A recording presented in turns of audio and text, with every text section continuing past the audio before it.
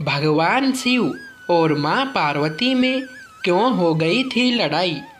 मत्स्य पुराण की एक कथा के अनुसार माँ पार्वती का रंग बचपन में काला था तथा उनके काले रंग की वजह से हुआ शिव पार्वती का झगड़ा।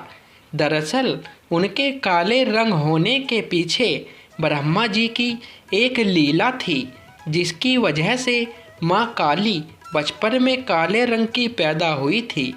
जब महादेव और माँ पार्वती का विवाह हुआ था, भगवान शिव ने माँ पार्वती का मजाक उड़ाया और एक दिन भोलेनाथ ने मजाक मजाक में पार्वती जी के काले रंग का मजाक उड़ा दिया था, जिसकी वजह से माँ पार्वती ने भगवान शिव को त्याग दिया तथा कैलाश छोड़कर चली गई और फिर तपस्या कर उन्होंने अपने काले रंग को गोरे रंग में बदल दिया और संसार में गौरी के नाम से प्रसिद्ध हुई। मत्स्य पुराण की कथा के अनुसार जब तारकासुर ने ब्रह्मा जी से ये वरदान प्राप्त कर लिया था कि उसकी मृत्यु भगवान शिव के ऐसे पुत्र से हो जो उसे 7 दिन की उम्र में ही मार सके, तो उस वक्त भगवान शिव बिना पत्नी के वैरागी जीवन जी रहे थे। भगवान शिव की पहली पत्नी देवी सती ने कुछ वर्षों पहले ही अपने पिता के यज्ञ में आत्मदाह कर लिया था। ब्रह्मा जी से वरदान पाकर तारकासुर ने तीनों लोकों पर अधिकार कर लिया। तब ब्रह्मा जी ने देवताओं की प्रार्थना पर उन्हें बताया कि जल्द ही देवी सती फिर से जन्म लेगी और पार्वती के रूप में उनका विवाह भगवान शिव से होगा। इसके बाद शिव और पार्वती को एक पुत्र की प्राप्ति होगी, जो अपने जन्म से 7वें दिन ही तारकासुर का वध कर देगा। ब्रह्मा जी की प्रेरणा से देवी सती अब पार्वती देवी के रूप में हिमालय और मैना की पुत्री के रूप में जन्म लेने ही वाली थी कि ब्रह्मा जी ने रात्रि देवी को बुलाकर एक लीला रच दी।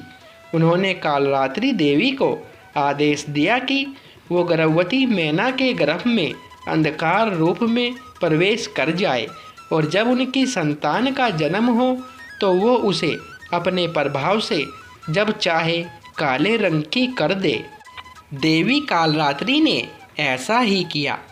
वो देवी मैना के गर्भ में प्रवेश कर गई और जब पार्वती का जन्म हुआ तो उनके शरीर के अंदर काले रंग के रूप में रहने लगी और पार्वती के शरीर से निकली कालरात्रि देवी।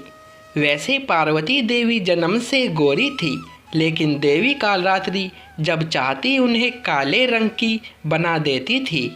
पार्वती देवी ने तपस्या कर शंकर को प्रसन्न कर लिया और जल्द ही माँ पार्वती और भोले शंकर का विवाह भी धूमधाम से हो गया।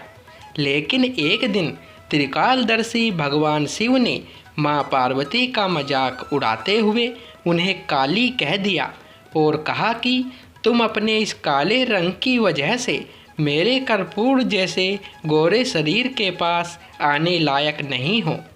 दोस्तों, आप तो जानते ही हैं कि भगवान शिव कर्पूर गौर यानी कर्पूर की तरह गोरे रंग के हैं। माँ पार्वती अपना ये अपमान बर्दाश्त नहीं कर पाई और तुरंत कैलाश छोड़कर चली गई। माँ पार्वती ने एक पर्वत पर जाकर घोर तपस्या शुरू कर दी ताकि उनके शरीर का रंग भी शंकर जी की तरह गोरा हो जाए। अब ब्रह्मा जी तो सृष्टि की रचयिता है, वो कोई भी काम करते हैं तो उसके पीछे आने वाले भविष्य की कोई घटना छिपी होती है। जब पार्वती जी तपस्या कर रही थी तो ब्रह्मा जी प्रकट हो गए और उनसे इस तपस्या की वजह पूछी। देवी पार्वती ने बताया कि भगवान शंकर ने उनका अपमान सिर्फ इस वजह से किया है कि क्योंकि उनके शरीर का रंग उन्हें काला दिखा।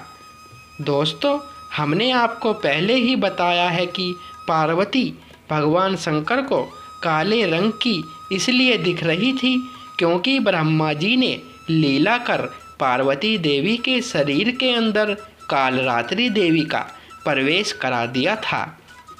अब ब्रह्मा जी के कहने पर कालरात्रि ने माँ पार्वती का शरीर छोड़ दिया। जैसे ही कालरात्रि देवी ने माँ पार्वती का शरीर छोड़ा तो पार्वती देवी गोरे रंग की हो गई और संसार में गौरी के नाम से विख्यात हो गई। इसी दौरान इतने दिनों तक अपने अपमान की ज्वाला क्रोध से जल रही पार्वती देवी के मुख से एक विकराल शेर निकला और वो बाहर आकर खड़ा हो गया। देवी पार्वती के शरीर से निकली कालरात्रि देवी को ब्रह्मा जी ने कौशिकी देवी का नाम दिया और उनसे कहा कि आप विंध्याचल में निवास करें और भविष्य में शुभ और निशुभ दैत्यों का वध करें। देवी कालरात्रि अब संसार में कौशिकी या चंडिका देवी के नाम से जानी जाने लगी। देवी कालरात्रि को ब्रह्मा जी ने वो शेर भी वाहन के रूप में दे दिया जो देवी पार्वती के क्रोधित मुख से निकला था।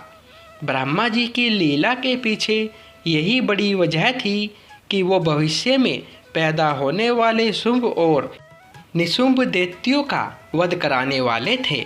इसीलिए उन्होंने इतने वर्षों तक देवी पार्वती के अंदर देवी कालरात्रि को छिपा कर रखा था ताकि समय आने पर उन्हें कौशिकी या चंडिका देवी के रूप में संसार में प्रकट किया जा सके।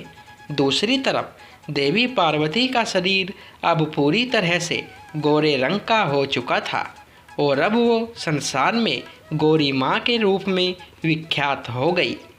देवी पार्वती भी अब कैलाश लौट गई जहाँ भोलेनाथ उनका इंतजार कर रहे थे। कुछ वक्त बाद भगवान शंकर और देवी पार्वती से कार्तिकेय का जन्म हुआ जिन्होंने अपने जन्म के 7वें दिन ही तारकासुर का वध कर दिया। दोस्तों, ये जानकारी आपको पसंद आई हो तो वीडियो को लाइक, शेयर और चैनल को सब्सक्राइब करें। धन्यवाद दोस्तों।